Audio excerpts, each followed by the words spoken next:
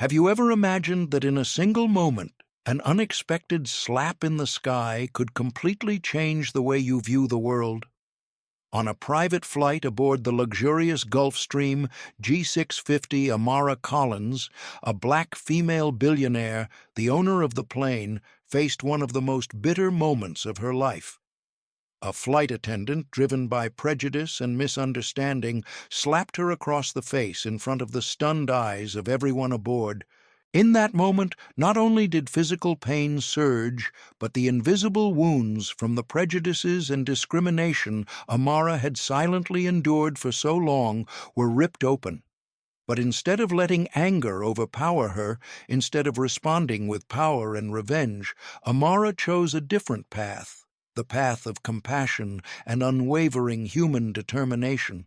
The journey from Tokyo to Dubai and then back to Atlanta witnessed her strong growth, her confrontation with pain, and a profound lesson on how to turn suffering into the drive to change the world.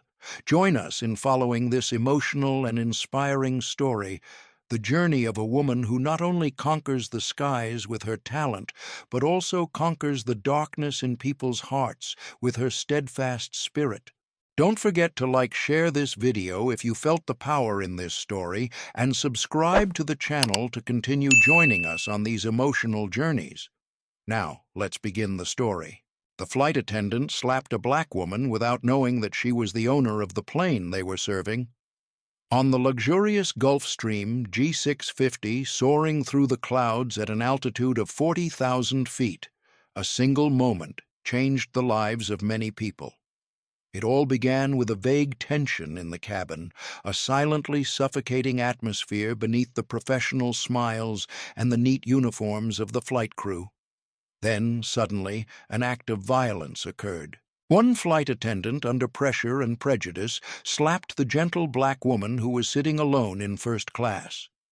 None of them realized that the woman was not an ordinary passenger. She was Amara Collins, the billionaire owner of the very plane they were serving. This is the story of her, and of them. Amara Collins had long been accustomed to the subtle conflict between wealth and prejudice. Born and raised in a working-class neighborhood in Atlanta, Georgia, she had worked her way up from humble beginnings. Her father, Samuel Collins, tirelessly worked as a taxi driver day and night to support the family, while her mother, Margaret, worked at the public library and took care of their small home. From the silent sacrifices of her parents, Amara learned the value of hard work and developed a strong belief in her self-worth, a belief that would stay with her throughout her life. While other children were mesmerized by cartoons, 7-year-old Amara was fascinated by old encyclopedias her mother brought home from the library. While her peers followed fashion trends or social media, Amara was engrossed in financial news and stock market reports. By the age of 25, Amara had founded a tech startup specializing in mobile financial services for underserved communities. Her project quickly caught the attention of major investors, and smart investments in software companies in Silicon Valley and sustainable gem mines in Tanzania helped her join the ranks of billionaires before she turned 35. With her vast fortune and the need for frequent travel, Amara decided to own her own plane. She chose the Gulfstream G650, a masterpiece in aviation, famous for its long-range and whisper-quiet cabin. From the start, Amara personally selected the pilot's flight attendants and service staff. Her approach was unconventional because she wanted to know exactly who she would trust with her life. She regularly inquired about the families, dreams, and struggles of each employee, making her both a leader and a confidant, sometimes causing concern among her advisors. On a chilly October morning, Amara prepared to board her plane for an important trip, which would take her from Atlanta to Los Angeles, then to Tokyo, and finally to Dubai, where a billion-dollar development deal awaited. For Amara, this trip was not just about money, but about a deeper goal. She was negotiating with international partners to build sustainable housing in underserved regions of the Middle East. This passionate project had even garnered attention from major organizations like UNICEF, hoping to start a global conversation about affordable housing. That morning, the atmosphere seemed filled with hope for new beginnings. Jasmine Lee Amara's personal assistant was diligently reviewing the packed schedule that would last for weeks on her lightweight tablet. Amara was also checking messages from investors, going through legal documents prepared by her in-house legal team. In her mind, her father's words echoed, "Always hold your head high. People will see your skin color before they see your heart, but let them eventually see your heart." Over the years, Amara had faced subtle and overt discrimination from boardrooms to banks. She had learned to confront them with unwavering calm.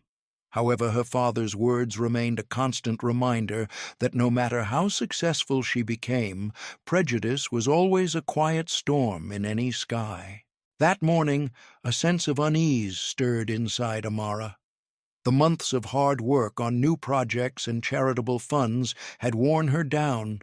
More than ever, she longed for a team that understood and shared in her burdens, so each trip could be a peaceful respite amidst her busy life. She hoped to find that peace in the quiet cabin of her familiar G650. Upon arriving at the private hangar, Amara noticed a few new faces among the service staff. These were new flight attendants hired by the management company of the plane. She had partnered with Amara, sighed softly, blaming herself for not having personally selected them as she usually did, but her busy schedule had forced her to rely on the company's assurances. Perhaps she was being a little sensitive, but Amara always felt uneasy when faced with strangers, people who might not look at her with sincerity, but instead view her through the lens of her wealth. She told herself to push that feeling aside. She wore a simple navy suit with minimal jewelry, exuding a quiet elegance. But despite her understated appearance, Amara radiated a calm confidence, a poise that few could ignore. A flight attendant named Ethan Brooks, whom Amara Collins had known from several previous flights, was standing at the foot of the airplane's stairs. He smiled warmly, slightly nervous, but still polite, and quickly led Amara to the main cabin of the Gulfstream G650. She responded with a light smile, hoping for a peaceful journey ahead. Had she known that everything would soon spiral beyond expectations, perhaps she would have mentally prepared herself beforehand. The airplane cabin was filled with luxury, smooth, cream-colored leather seats, shiny wooden walls, and finely detailed gold decorations. Usually Amara found peace in this space where she would sit quietly and watch the world shrink beneath the wings of the steel bird. But today, the hum of the engines seemed different, as if carrying a subtle, unspoken unease. Jasmine Lee Amara's personal assistant quickly settled into a seat near the kitchen area, focusing on reviewing Amara's packed schedule. Meanwhile, Amara slowly walked around the cabin, intending to find her usual seat by the large window to rest. But a cold glare from an unfamiliar flight attendant made her stop in her tracks. The petite woman with neatly styled hair and a sharply pressed navy blue uniform stood blocking the aisle. A small name tag on her chest read, "Lauren Pierce." At first glance, Amara could sense the rigidity in Lauren's demeanor and the forced smile on her face. Her eyes briefly scanned Amara's simple outfit before lingering longer than usual on the worn-out bag and faded leather file Amara was carrying. Normally, Amara would hardly care about such judgmental glances, but in Lauren's gaze there was something more than simple curiosity, something cold and judgmental that made Amara feel uncomfortable. "Excuse me?" Lauren's voice was flat. "Could you show me your ticket?" Amara was taken aback, a ticket for her own private jet. However, maintaining her composure, she replied calmly, "I don't have a ticket. I believe my name is on the passenger list." Lauren raised an eyebrow. "According to company policy, passengers must present their tickets." She insisted, her tone firm. Amara Collins. Amara softly introduced herself. Lauren quickly scanned her tablet, her brows furrowing deeper. "I don't see your name on the list. Could this be a mistake?" At that moment, Ethan Brooks noticed the tension. He quickly stepped forward, his face apologetic. "Lauren, she's the primary passenger. She's the owner of this flight." Lauren froze. "The primary passenger?" she repeated, hesitating. Ethan lowered his voice, trying to remind her tactfully. "Exactly, this is Ms. Amara Collins, the owner of this G650. She must be treated with the utmost respect." A momentary look of confusion flashed across Lauren's face, but it was quickly replaced by a hardened, arrogant expression. Amara tried to ease the awkwardness, offering a gentle smile. "It's fine. I'm sure this will be cleared up soon." Lauren tightened her lips, nodded curtly, and turned to walk back to the kitchen area. Ethan sighed and hurriedly apologized. "I'm sorry, Ms. Collins. She's new to the team and the training period was rushed." Amara waved her hand as if dismissing any inconvenience. "It's fine, Ethan. Let's just move on." She made her way to her familiar seat by the window. Outside, ground crew members were completing the final preparations for the flight. Amara closed her eyes, reminding herself that not everyone would understand the way she chose to express her wealth. Many would expect a billionaire to wear expensive designer clothes accompanied by a large entourage. But Amara had never been that type of person. She valued sincerity over showiness. The sound of the cabin door closing gently was heard. The pilot announced preparations for takeoff. The airplane pushed gently against Amara's back and then soared into the sky. Within minutes they reached cruising altitude. Jasmine Lee adjusted her glasses, focused on double-checking the schedule for Tokyo, while whispering to Amara about upcoming meetings. Amara nodded, but her gaze occasionally shifted toward the kitchen area, where Lauren was coldly assigning tasks to the new colleagues. During the flight from Atlanta to Los Angeles, Amara felt the need to stand up and stretch.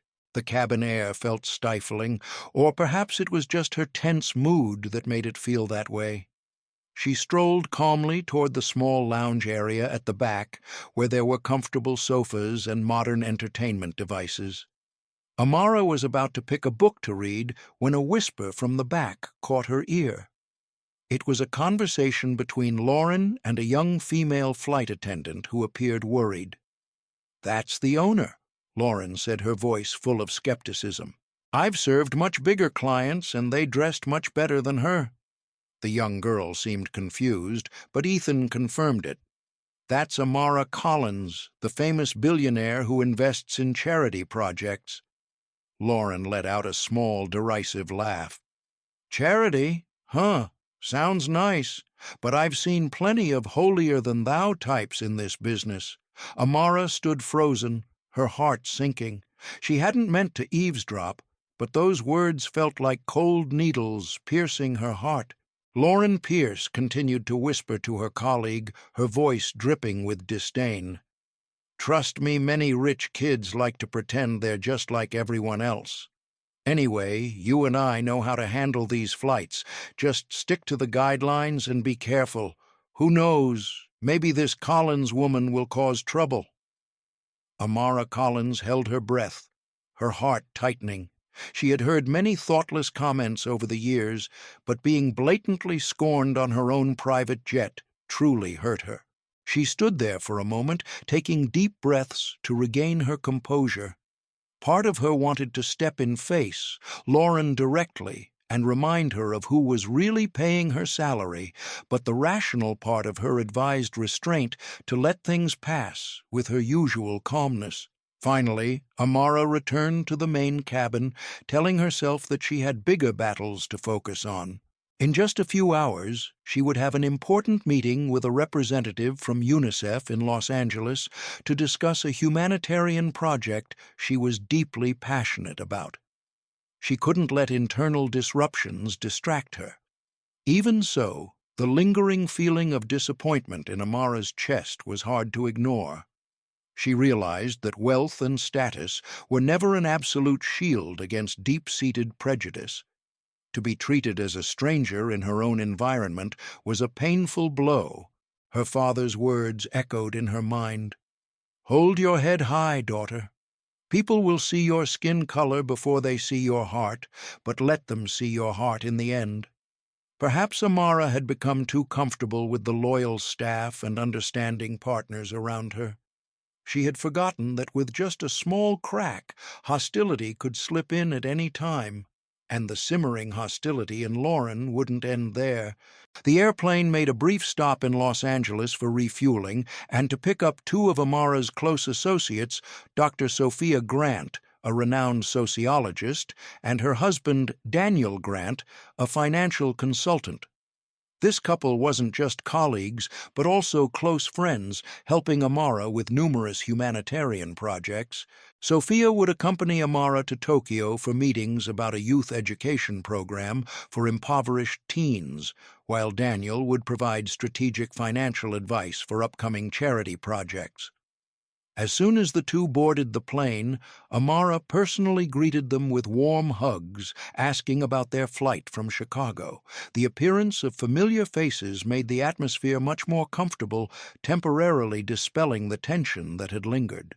Amara relaxed into her seat, smiling as she watched Daniel marvel at the luxurious interior of the plane, while Sophia complimented Amara on her dedication to social projects.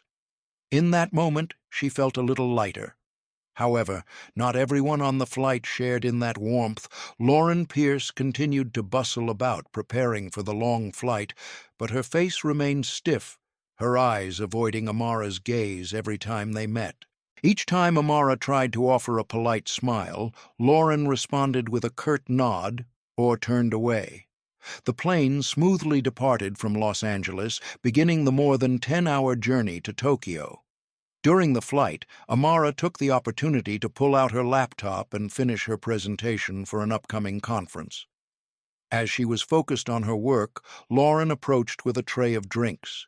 "Ms. Collins, would you like something to drink?" Her voice was polite but lacking warmth. Amara looked up, responding politely. "Just water, please." Lauren placed a sparkling water glass on the tray beside her. At that moment, the plane encountered a bout of turbulence, causing the glass of water to wobble and spill a few drops.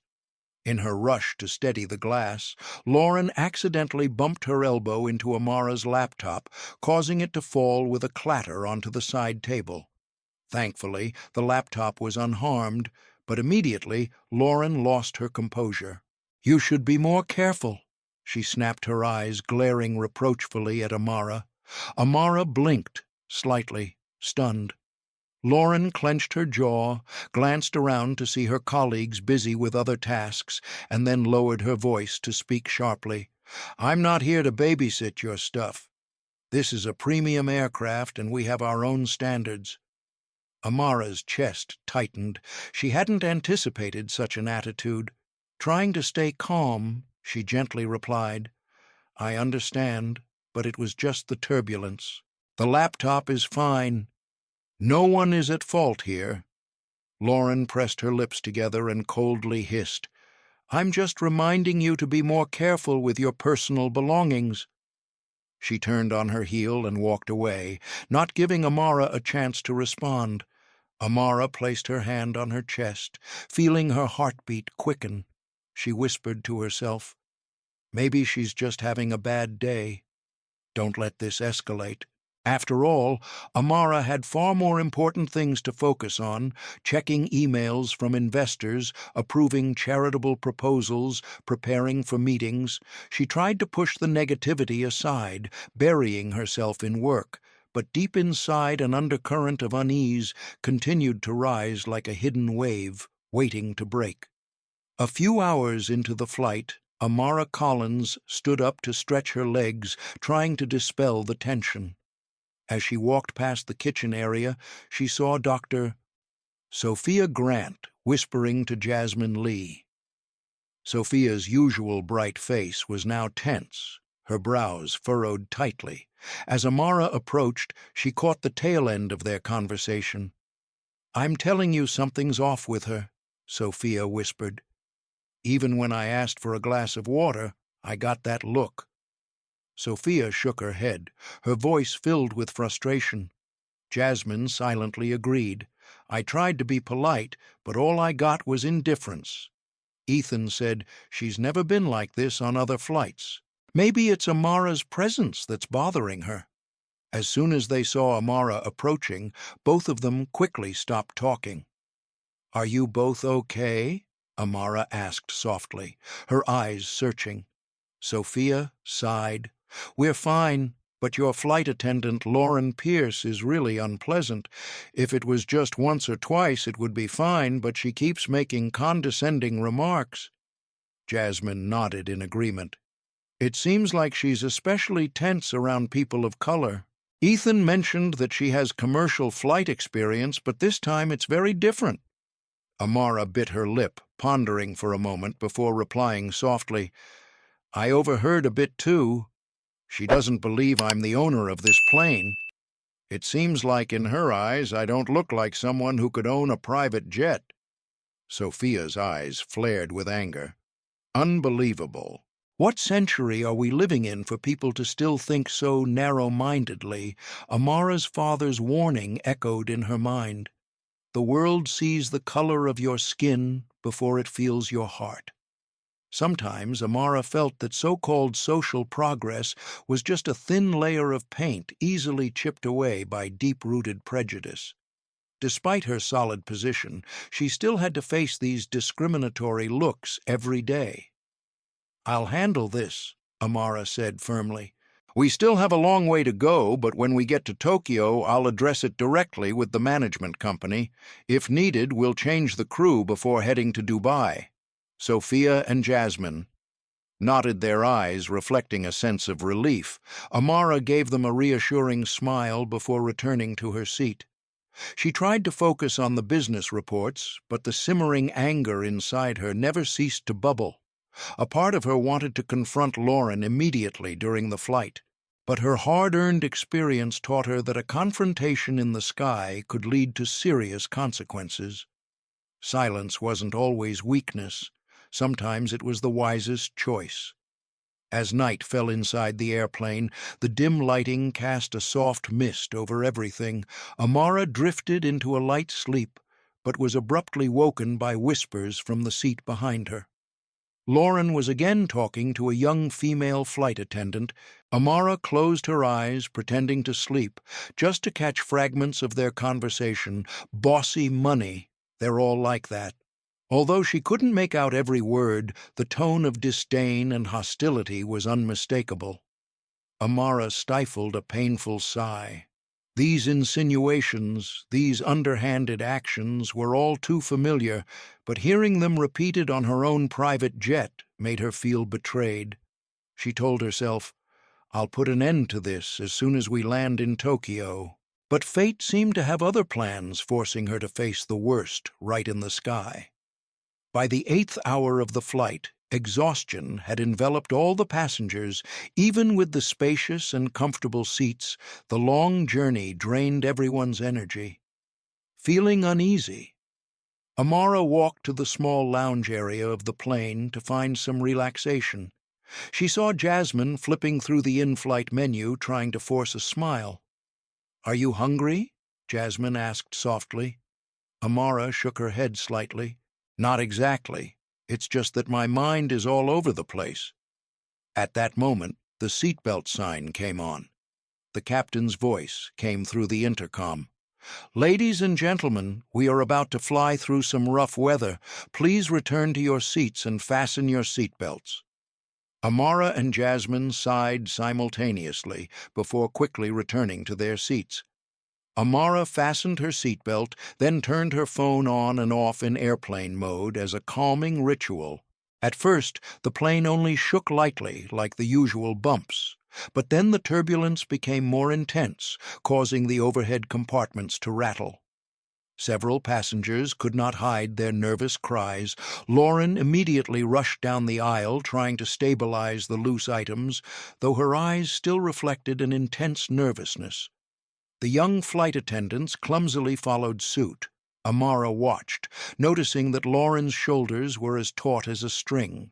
The plane rocked violently again, making Amara's water glass roll off the table, spilling onto the floor. The rough shake marked the beginning of a series of mishaps. Feeling the sudden shift in altitude, Amara quickly gripped the armrests of her seat. Jasmine gasped, "Oh my God!" as the plane tilted slightly downward before regaining balance. The captain's voice reassured everyone, "We are encountering stronger turbulence than expected. Flight attendants, please secure yourselves in your seats." Amidst the chaos, Lauren tried to help an elderly passenger from Amara's charity group back to their seat, but her staggering steps signaled that something worse was coming. As Lauren helped the elderly passenger back to their seat, she accidentally bumped into the stack of documents that Amara Collins had left nearby. The important documents related to the UNICEF collaboration strategy scattered across the floor, sliding uncontrollably as the plane shook violently. Amara immediately unbuckled her seatbelt, gripping the back of her seat to steady herself, and hurriedly began collecting the papers. "Please sit down, Ms. Collins," Lauren hissed, trying to maintain her composure. Another strong jolt threw Lauren off balance, causing her to stumble forward and crash into Amara. The collision forced Lauren's elbow to jab into Amara, sending a sharp pain through her body. Instinctively, Amara reached out to steady Lauren, but that harmless gesture was misunderstood. In a moment of panic and anger, Lauren swung her hand, slap. The sound of the slap rang clearly in the quiet cabin. Amara's head jerked to the side, her cheek burning from the unexpected blow. The whole cabin seemed to stop breathing. Even the hum of the airplane's engines seemed to fade. All eyes were on Amara, and Lauren filled with shock and disbelief.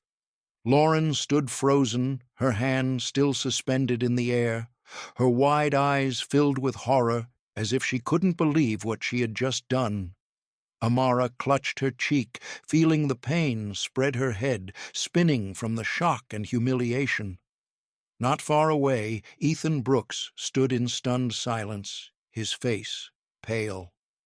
Jasmine Lee gasped and quickly covered her mouth. Down in the cabin, Dr. Sophia Grant and Daniel Grant half rose. Hesitant and unsure of what to do, Amara struggled to stand straight, her breath coming in rapid gasps. She could feel her heart pounding louder than the buzz of the cabin. A long moment of silence stretched on, seeming to last forever. The captain's voice, trembling slightly, came through the intercom. "Flight attendants, please remain in your positions." Lauren still stood there as if frozen. She seemed unable to believe her own actions. Amara forced herself to regain her composure. She slowly took deep breaths, her palm still pressed against her burning cheek. Just as Amara was about to speak, Ethan quickly approached gently but firmly, grabbing Lauren's hand and pulling her toward the kitchen area, whispering something that Amara couldn't quite hear. Jasmine immediately unbuckled her seatbelt and rushed to Amara's side. "Ms. Collins, are you okay?" Jasmine asked, her voice trembling with concern. Amara blinked, dazed from the shock. The plane shook again, but this time she was able to hold on to the seat. "I'm fine," she stammered.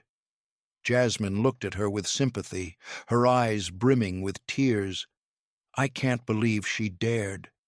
Amara interrupted, trying to keep her voice steady. "Give me some time." She stood tall and walked slowly toward the kitchen area, ignoring the stunned gazes following her. On the other side, Lauren stood huddled, her hands tightly clasped together. Ethan stood between them, seemingly trying to prevent a confrontation. "Let me handle this, Ms. Collins," Ethan said urgently, his voice filled with concern. Amara raised her hand, signaling for him to be quiet. Let me speak." Jasmine stood right behind, ready to support her if needed. Lauren looked up, and Amara saw tears glistening in her eyes. "I'm sorry, Ms. Collins," Lauren mumbled. "I lost my balance because of the turbulence. I didn't mean to." Amara looked directly at Lauren, her gaze cold but not vengeful. "You slapped me," Amara said, each word clear as it hung in the air. Whether by accident or due to emotion, it still happened. Lauren burst into tears, sobbing uncontrollably. "I swear I didn't mean any harm. It's just, I panicked." Amara felt her heart break, yet grow stronger at the same time. Memories surged up the meetings where she was overlooked, the condescending looks at both small and large events, the times she had to fight to be acknowledged. But this time, the offense wasn't just words or attitudes. It was a real slap in the very sky where she should have felt the safest. Amara took a deep breath. "We all know," she said slowly, "that the tension between us has been brewing since Atlanta.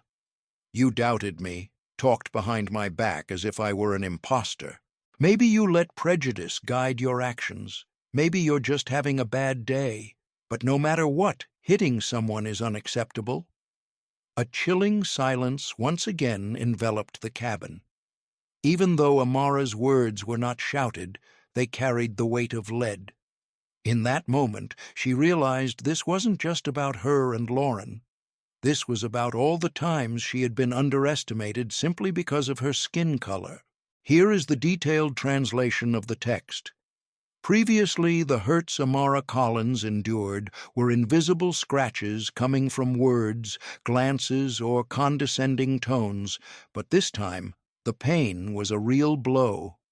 Lauren Pierce brought her hand to her mouth, tears starting to fall, her body shrinking as if trying to shrink into guilt and fear. Ethan Brooks stepped forward gently, placing a hand on Lauren's shoulder as a gesture of comfort, but she immediately shrugged it off, her eyes solely focused on Amara. "I'm sorry," Lauren sobbed, her voice choked. "I didn't mean to, I swear." Amara closed her eyes for a moment, her heart pounding in her chest. She could clearly feel the thick atmosphere in the cabin, all eyes on her. She thought of her father, Samuel Collins, who had silently endured countless injustices without a word of complaint, and her mother, Margaret, who had always taught her to maintain her dignity no matter the adversity. But today, Amara also remembered her father's words. "There are boundaries that when crossed, you must stand up," and that boundary had been crossed by Lauren. "We still have many hours of flying before we reach Tokyo." Amara began, her voice steady but controlled. "I need to feel safe on my own plane, and my colleagues do too." Lauren's face turned pale, her eyes scanning around as if searching for an escape that wasn't there in the vast sky. "I'm sorry," she whispered again, her voice barely audible. "I'll stay in the kitchen area. I won't cause any more trouble. Please let me stay until we land." Amara took a deep breath, suppressing the anger that was rising inside her. They were thousands of meters above the ground over the Pacific Ocean, with no other safe choice at this moment. "You will stay in your seat," Amara said, her voice trembling slightly from holding back emotion. "No contact or conversation with me or any other passengers until we land in Tokyo."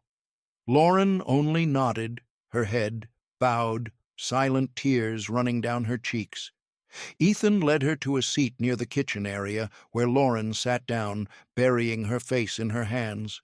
Amara stepped back, each step feeling heavier, trying to steady her breath. Jasmine Lee came over, gently placing her arm around Amara's shoulder, guiding her back to her seat. Dr. Sophia Grant and Daniel Grant also approached, their eyes filled with concern and anger. "Amara, do you need anything? An ice pack or something?" Sophia asked, her voice gentle. Amara shook her head, replying softly, "I just need some time." She sank into her seat, leaning her head back, closing her eyes, trying to focus on the hum of the engines, searching for peace in the chaos tearing at her soul. But the pain on her cheek still throbbed, not just from the slap, but from the countless prejudices and doubts she had endured throughout her life. Amara had always prided herself on her ability to control her emotions. In every situation, she had maintained a calm composure that others admired. But today, her emotions erupted, leaving her feeling more exposed and vulnerable than ever before. The lights in the cabin dimmed to sleep mode, casting a soft purple hue over the space. Despite the growing exhaustion, Amara couldn't sleep. The image of the slap kept replaying in her mind. The atmosphere in the cabin was suffocating, heavy with tension. Even the turbulence seemed to ease, as if nature itself could sense that enough chaos had already unfolded. There were still many hours of flying before they would reach their destination. Amara knew that when she touched the ground, she would have to make a big decision how to handle this situation. Part of her wanted to immediately demand Lauren's dismissal to seek justice. But another part, one nurtured by the upbringing from her parents and herself over the years, questioned, was there something behind that action beyond just racial prejudice? A pain that hadn't been healed. No matter what decision she made, Amara understood that this slap would forever be a turning point, not only for Lauren, but for her as well. When the Gulfstream G650 landed at Haneda Airport in Tokyo at the early morning hours, the city lights still twinkled like stars hovering above the ground. Looking out the window, Amara felt a gentle wave of relief. Finally, the nightmare in the sky was over. As soon as the airplane door opened, Amara instructed Ethan Brooks and Jasmine Lee to escort Lauren out of the cabin, taking her to a private waiting room to prepare for the meeting with the flight management company. The other passengers, mostly Amara's associates, silently left the plane. Their eyes filled with concern as they passed by. Her Amara stayed behind her mind, filled with emotions, anger, betrayal, but also a deep sadness. She didn't like confrontation, but she knew this time she couldn't just look the other way. I can't simply act like nothing happened, Amara whispered to herself. But deep inside, another question echoed. Am I seeking justice or am I simply seeking revenge? In the private waiting room, Amara sat at a glossy wooden table. Jasmine Lee stood beside her, holding her phone ready to contact a lawyer if necessary. Lauren Pierce sat across from her, her head bowed. Ethan stood quietly beside her, his gaze filled with disappointment and sadness. Amara knew this moment would decide much. In the private waiting room, a middle-aged man in a sharp suit entered. He bowed deeply to Amara Collins, his gaze full of sincerity. I am Hagawa, a representative from the airline management company. He introduced himself in both English and Japanese, continuously apologizing for the events that occurred on the flight. Amara nodded lightly, trying to suppress the emotions swirling inside her. Thank you for coming so quickly, Mr. Hagawa. Let's get straight to the point. Hagawa turned to Lauren Pierce, his voice cold. Ms. Pierce, according to the report, you physically harmed Ms. Collins? Is that true? Lauren almost whispered. Yes, sir. There was turbulence and I accidentally slapped her. I'm so sorry. Mr. Hagawa nodded, then turned to Amara, who stood with her arms crossed, her expression firm. Ms. Collins, how would you like us to handle this situation? Our company has a zero-tolerance policy for misconduct. Amara took a deep breath, her heart still heavy with the memories of the moments in the sky. She looked directly at Lauren, who was trembling with regret. The policy of your company needs to be followed, Amara said, her voice calm. I will not stop you if you decide to terminate her contract. She paused for a moment, her voice becoming softer. But before making a final decision, I want to understand the reasoning behind that action. Lauren looked up, her eyes filled with shame. It wasn't just the turbulence. she stammered. "I admit I was affected by my emotions." Amara slowly shook her head. "Don't deceive yourself or insult me by blaming the technical malfunction entirely. From Atlanta, there has clearly been tension between us. You doubted me. You looked down on me and those who are with me. The slap was merely the outburst of the prejudices that have been simmering for a long time." The room fell silent. Lauren clenched her hands, her tears falling silently. "I'm really sorry," she choked out. "I've been going through a very difficult time. My mother passed away from cancer 2 months ago. My family is deep in debt. I took this job thinking it would solve everything." Lauren sobbed, a choked sound escaping her. "And then seeing you, a young rich person. I know it's wrong, but I was jealous. I felt it was unfair. I created stories in my head that you were flaunting your wealth." Amara stood motionless. The words, "those who are hurt often hurt others," echoed in her mind. A part of Amara's anger began to subside, replaced by a deep sense of empathy. She understood that loss and desperation could distort reason, but it could never be an excuse for violent behavior. "Miss Pierce," Amara said gently, "I'm sorry for your loss. I understand the pain of losing a loved one, but that can never justify insulting or harming others." Jasmine Lee nodded in agreement from behind. Amara looked directly at Lauren, her expression stern. "You slapped me. Do you understand? Whether I am the owner of this plane or just a regular passenger, that act was wrong. But because I am the owner, that action violates professional standards even more severely." Mr. Hagawa intervened, his tone grave. "Ms. Collins, we understand the seriousness of this situation. According to our policies, Ms. Pierce will be immediately suspended and undergo an internal investigation. It is likely this will lead to her termination. Do you agree with this course of action?" Amara closed her eyes for a moment, her mind in conflict. Lauren sat there, her face soaked with tears, her body curled up as if she were a frightened child. She not only regretted her impulsive action, but also the fact that she had allowed prejudice to guide her to the edge of the abyss. Amara heard her father's voice in her mind. "Hatred only wins when we close our hearts." Finally, Amara opened her eyes, her voice calm. "Yes, suspend her immediately. But before deciding on termination, I hope the company considers one thing." She looked directly at Mr. Hagawa. "If Ms. Pierce is willing to attend bias, awareness training, and psychological counseling, and if she truly changes, I will not oppose giving her a chance to make amends." Lauren was stunned, her eyes wide in disbelief. Mr. Hagawa hesitated for a moment. "That's a very generous offer, Mrs. Collins," he said gravely. Amara's cheek still ached, the memory of the slap still fresh in her mind.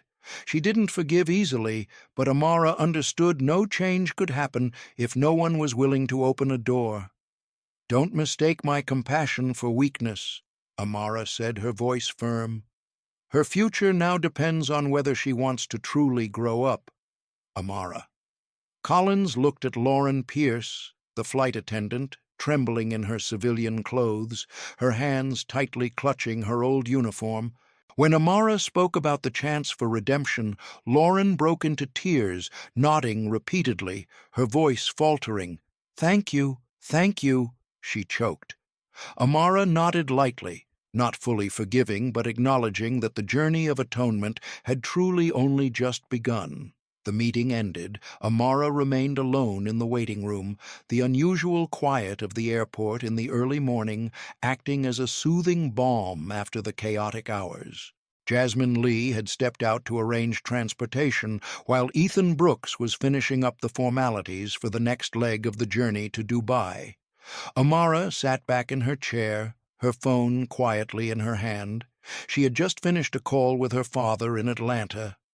Samuel Collins, the man who had always stood strong like a rock amid life's storms, had listened as she recounted everything. His warm voice echoed through the phone. "I'm proud of you, Amara. Not only have you stood firm, but you've also opened your heart.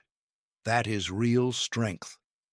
Those simple words were like a cool stream running through Amara's fractured soul. But when she hung up, she couldn't hold back anymore. Silent tears began to stream down her face. She pressed her hand against her aching cheek, her heart heavy.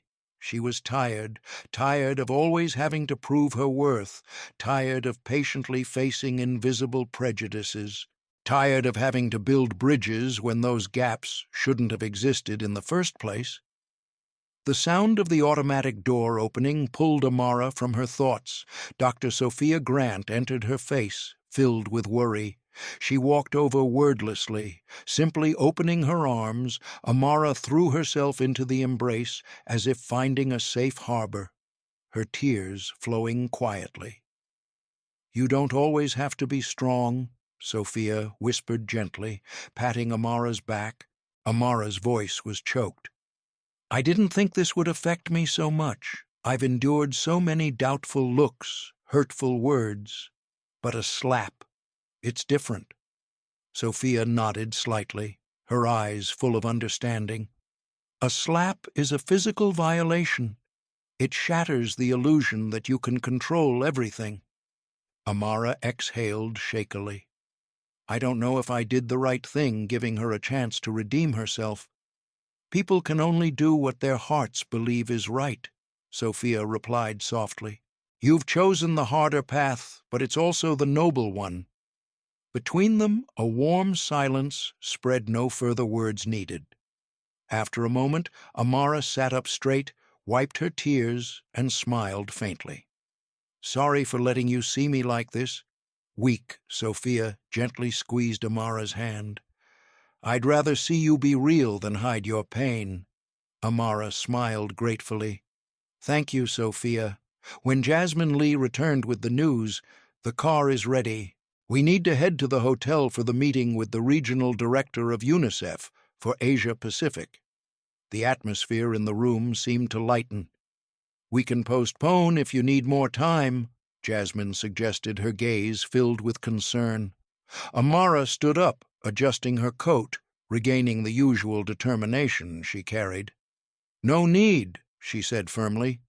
"This mission is bigger than my personal wounds. Many people are counting on this project. Let's go." Despite the lingering ache in her cheek, Amara was determined to focus on what truly mattered: the mission to improve the lives of underprivileged communities around the world. As she walked down the airport corridor, Amara caught sight of Lauren Pierce, standing quietly near the exit, her uniform neatly folded in her hands, her eyes filled with sadness. Lauren didn't dare look directly at Amara. Her gaze was downcast, filled with remorse. Amara stopped, her heart filled with emotions. She still vividly remembered the slap, the humiliation, and the pain, but she also saw a person struggling with her own guilt. Without saying a word, Amara gently tilted her head, acknowledging Lauren's existence, then continued walking. The cool morning air of Tokyo rushed toward Amara as she stepped outside, carrying with it the scent of a city waking up.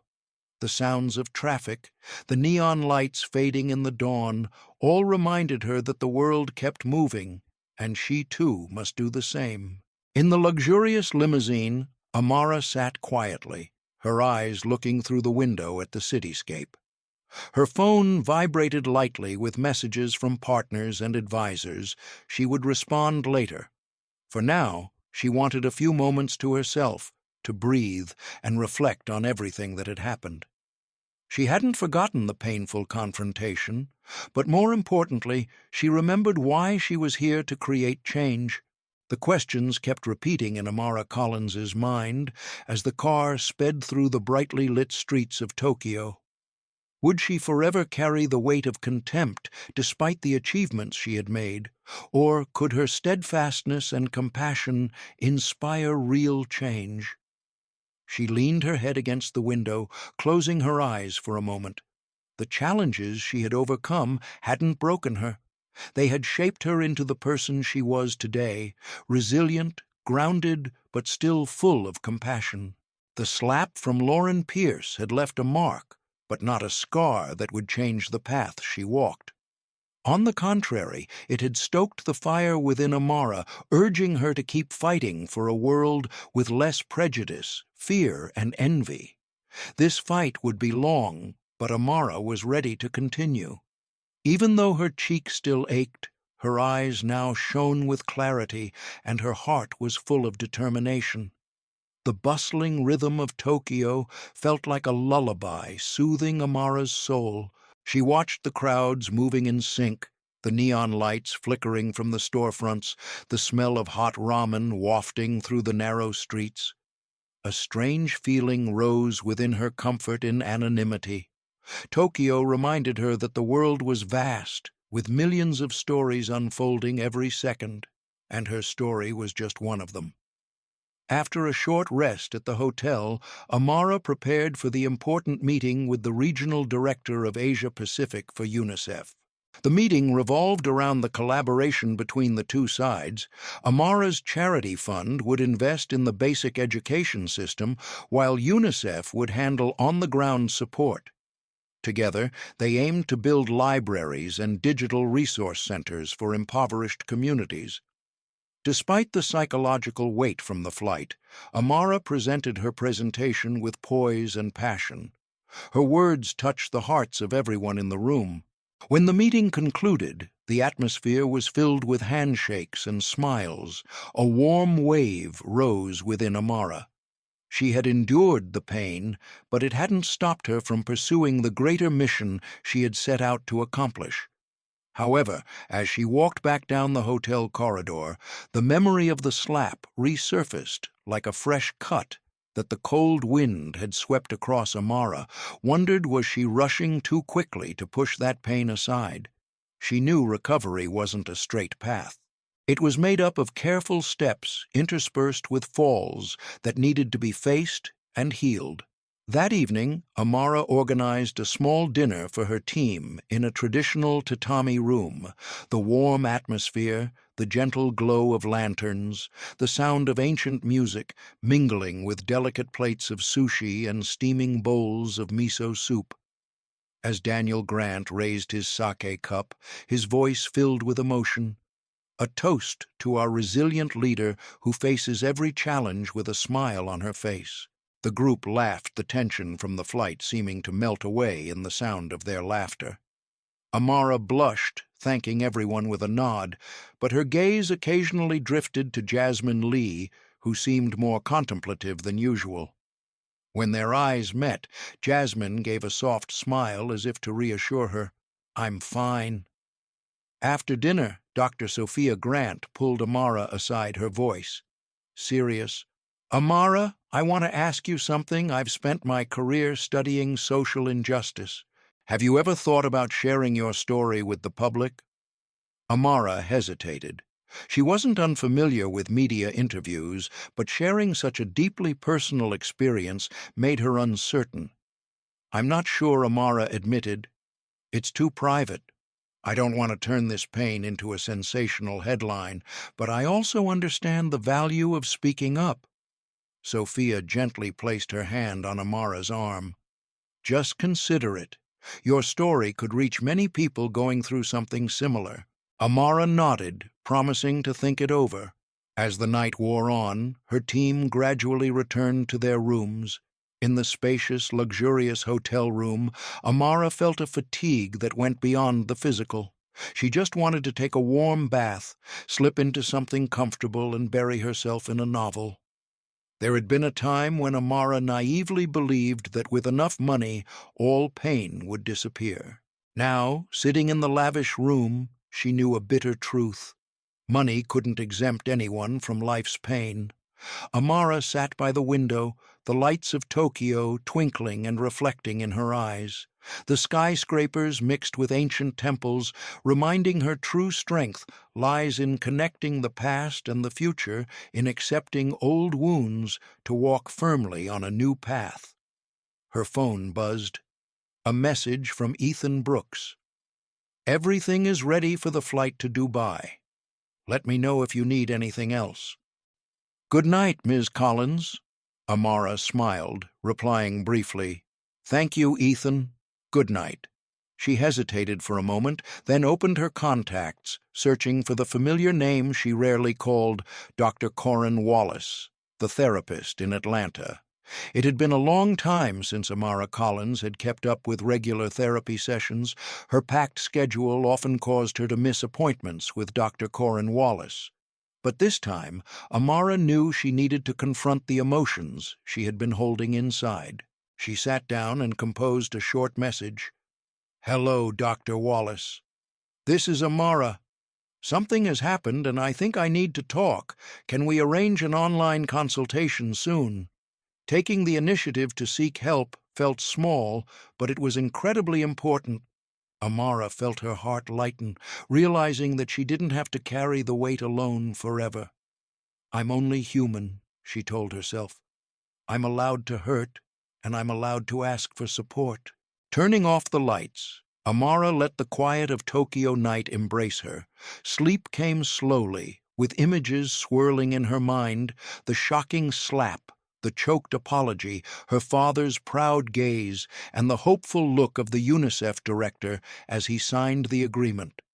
Though the wounds in her heart had not yet healed, Amara knew that each challenge had shaped her into a better version of herself, resilient and full of compassion. A few days later, Amara and her team arrived in Dubai, the city of architectural wonders, luxurious shopping malls, and vibrant traditional markets. The Dubai sky reflected the glittering lights down onto the deep blue waters, a reminder of humanity's boundless creativity. It was here that Amara would finalize the crucial deal for her sustainable housing project. The schedule was packed with Amara continuously moving between meetings with local developers, government officials, and international architects. Yet Amara felt a new strength flowing through her veins. The memory of Lauren Pierce was now just a lesson. It no longer confined her but strengthened her resolve. Discrimination was everywhere. Amara understood that, but what she was doing was not just about building houses or opening libraries. It was about challenging and changing the prejudices that had deeply embedded themselves in society. In a glass-walled hall overlooking the Arabian Gulf, Amara confidently stepped up to the podium. The microphone was cold in her hand as she spoke about bridging the gap between the rich and the poor, renewable energy, and diverse communities. When her speech ended, the room erupted in applause. An official approached and shook Amara's hand firmly. "We are honored to partner with you, Mrs. Collins. Your vision is truly inspiring." The next day, the signing ceremony took place under the bright flash of cameras. The press documented every moment. Amara still smiled calmly, though inside there was a storm of emotions. Once everything had settled, she found a quiet corner where towering skyscrapers rose against the deep blue sky. Jasmine Lee approached, handing Amara a glass of sparkling juice. "Congratulations on your success." Jasmine smiled lightly, clinking her glass with Amara's. Amara gazed out at the stunning view, then whispered, "It feels like a new beginning." Jasmine nodded, her eyes thoughtful.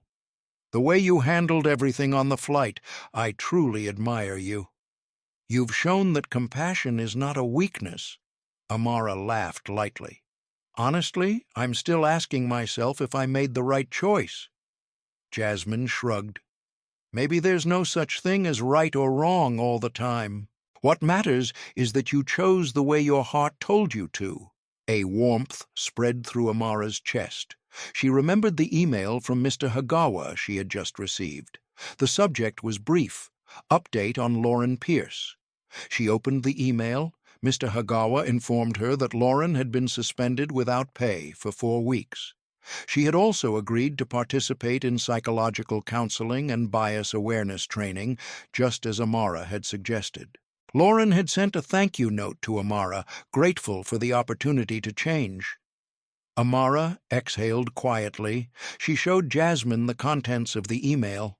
Her assistant smiled and placed a hand on Amara's shoulder. It seems like she's taking this opportunity seriously, Jasmine said. Amara nodded. I hope she changes. If not, she'll have to face the consequences.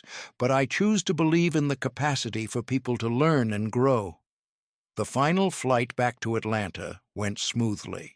This time, the crew was entirely new, and there were no incidents.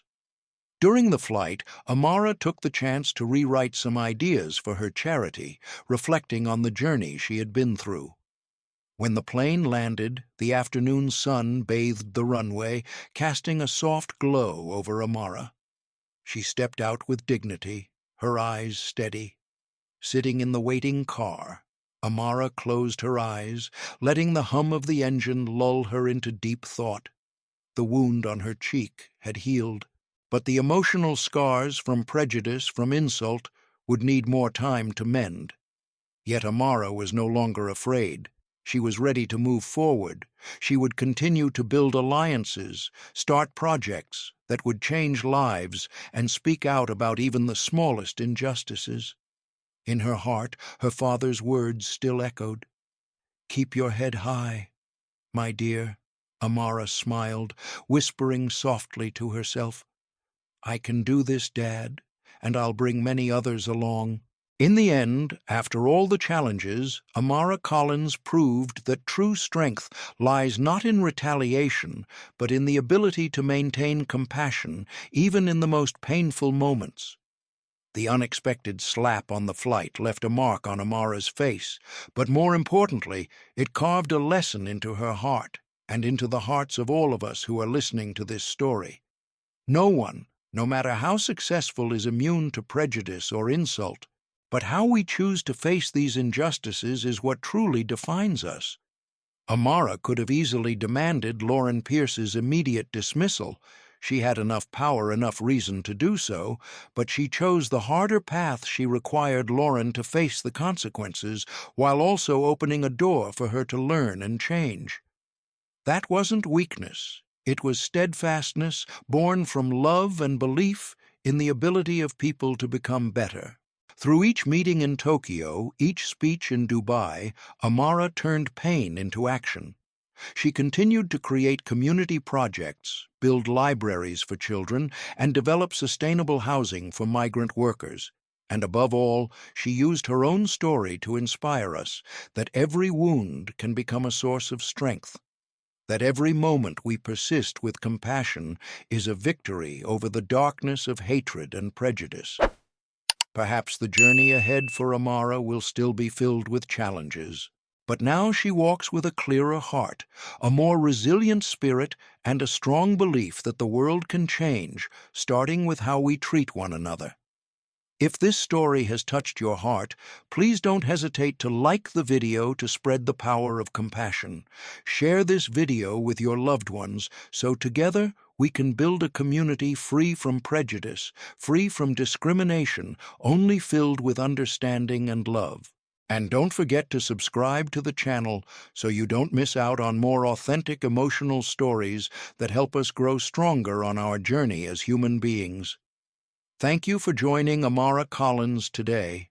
Always keep your head high, your heart open, and walk toward the light together.